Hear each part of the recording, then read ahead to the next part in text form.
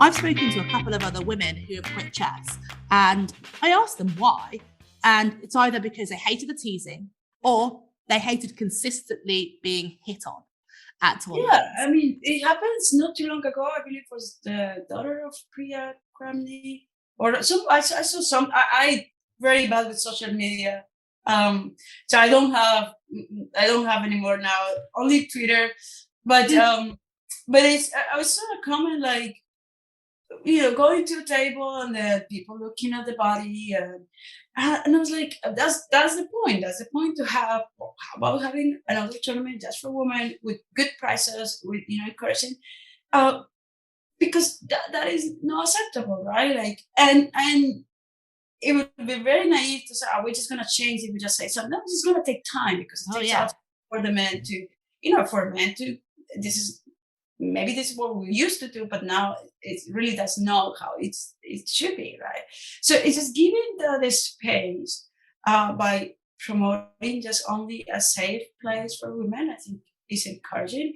The titles. I mean, if I didn't have the titles, I would probably not get the sponsorship, right? So having that, having this when they do the initiative for the scholarships, have in mind that. Well, put the percentage of whatever, but put at least one seat there for a woman, right?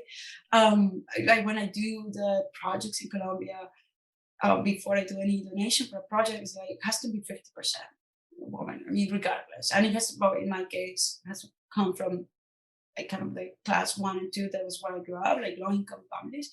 But that's also how you start promoting too, right? Like, it's if you start creating those spaces. Then you kind of start being more rigid with like, well, you gonna earn a title like a man, okay, yeah. But then you create an environment that gives you that, right?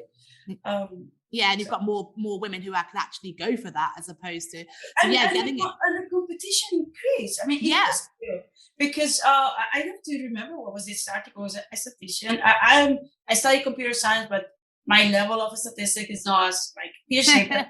But it's very, when I read it, I was like, well, this makes sense because you're comparing a population which is extremely low. Like the number of that sample is extremely low. So it's very hard to start comparing with a whole different population, right? Now, if you tell me that you increase this population and if nothing happened, okay, then something is wrong there.